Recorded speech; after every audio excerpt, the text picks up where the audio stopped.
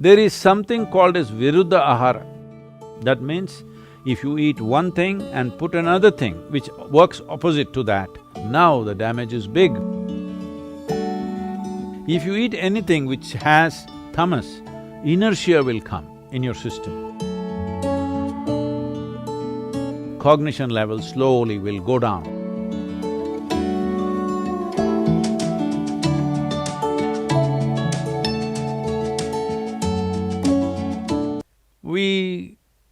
We look at life like this. You are who you are as a person. You are who you are because of the parentage that you had, the schools that you went to, the education that you had, now the exposure that you have in your life. That's why you have become this kind of a person, isn't it?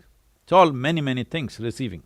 So all the times you're receiving, what you're receiving is not just information and thought. Life receives in so many levels. On the energetic level, it receives. So in India, we see that anywhere if you want to receive something, first thing is you cross your legs, all right? Right now I'm sitting that way, it may not be visible to you.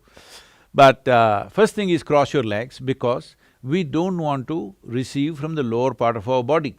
We want to receive… anything positive means we want to receive from the upper part of our body. So if you go to some place where we think it's energetically strong, first thing is we cross our legs and keep our hands open because we want to receive from the dimensions which represent… in the yogic physiology, it's like this. There are 112 chakras, 114, but actually 112 within the human system. Out of these 112, there are 7 categories of them, 16 in each one of them. These 7 are generally known in the world today as chakras. So the first 3 are survival processes. And the in-between one is representing a meeting of this. It is from here on, from anahata onwards, which is enlightening processes of life. So in that sense, it is important you receive certain things in certain ways. Food is considered very basic level of reception. How we receive food, what we receive is very important. Today, what are we receiving? Right now, as you see societies get more and more affluent, they start eating worse and worse food. What a rural person in India would not touch, very sophisticated cities are eating that kind of food. When I say that kind of food, almost anything that Western societies are using today are a minimum 30 to 60 days old.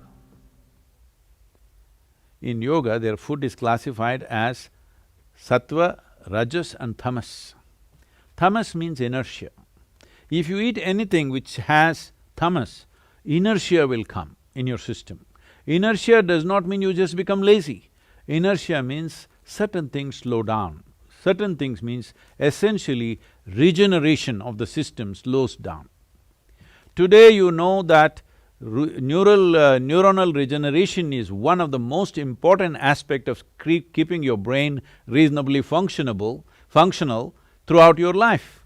If you are consuming foods which are tamasic or causes inertia in the general function of your system, in the energetic process of who you are, then you will see cognition level slowly will go down over a period of time. Because everybody understands this. This is why they're drinking cups and cups of Coca-Cola or coffee or alcohol or something else because they know they need to balance that.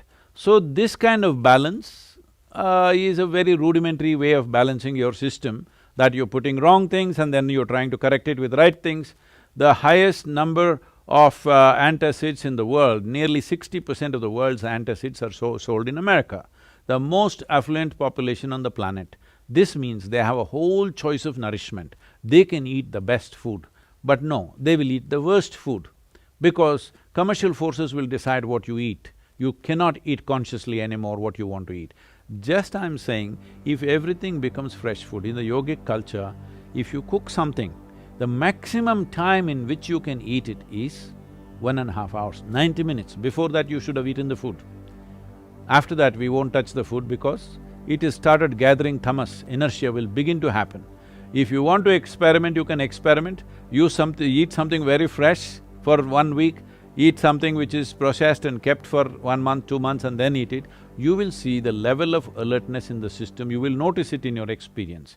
But it is happening at the cellular level, it is happening in terms of… we call this ojas. There is no English word for that. If you create sufficient ojas, which is a non-physical dimension of energy, if every cell in your body is wrapped in this, believe me, your aging process is almost… will not progress. Your cellular age will almost remain stagnant for a long period of time. Some of the tests they have done on me and they are saying that my cellular age is 25. Well, I still am like 25, I'm maintaining the same level of activity, I'm maintaining the same weight, same everything. This is not some miracle. Every human being is capable of this with some simple attention to fundamental things. Going further in terms of food, there is something called as viruddha ahara. That means, if you eat one thing and put another thing which works opposite to that, then in your system there is a war. You know, digestive process is largely between acids and alkalines and all this stuff. For example, you eat meat which is fatty. If you ate it by itself, it may not cause that much damage. But you ate that with rice and ghee, you call that biryani and you ate it. Now the damage is big because these two things will not go together. This is why any non-vegetarian food and milk-related food were never mixed, because the moment you mix it, it will go opposite to each other and you create a battle within yourself. In the yogic culture, food should not remain in your stomach bag for more than 2.5 hours. Within 2.5 hours, it should have moved out, you must be feeling empty stomach. Hunger will not come, empty stomach will come. And that is good. We want our stomach to be always empty, because in an empty stomach, everything works well. And the colon health is something that's completely neglected today. If you do not keep your colon clean, keeping your mind in a balanced state is very, very difficult. So in Ayurveda and Siddha, first thing if you say anything, you are having sleepless nights, you are having disturbed something, mild, any kind of psychological problems, first thing is purging. Purge the system, clean the colon, suddenly you feel little balanced.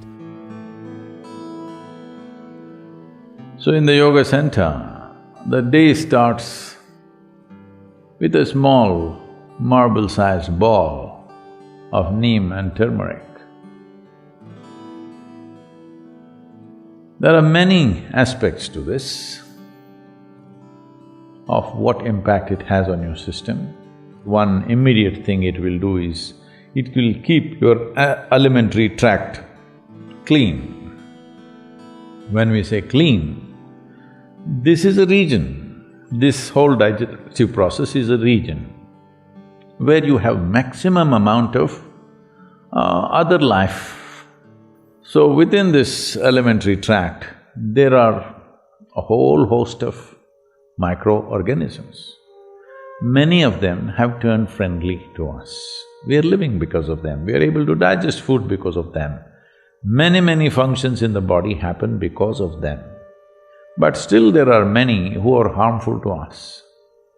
The uniqueness of neem, especially when it is taken along with turmeric, if these two things go together, largely those things which are not necessary for the body, those things which can harm the body, any kind of parasital life which is there, all these things get eliminated. It is not a whole solution, but it'll bring the basic necessary atmosphere in the body to make the corrections. Either with medicine or with necessary practices, you can bring about correction. How do we apply this to a person who is suffering right now? That needs a compassionate approach, not a standard approach, my way or your way. It's a very silly way to go at it, that this is the only way it can be done, because that's not how human beings are. A judicious action of what could be maximum right rather than wrong, more right than wrong is all you can do. I don't think anybody has an absolute right about mental conditions that people are in.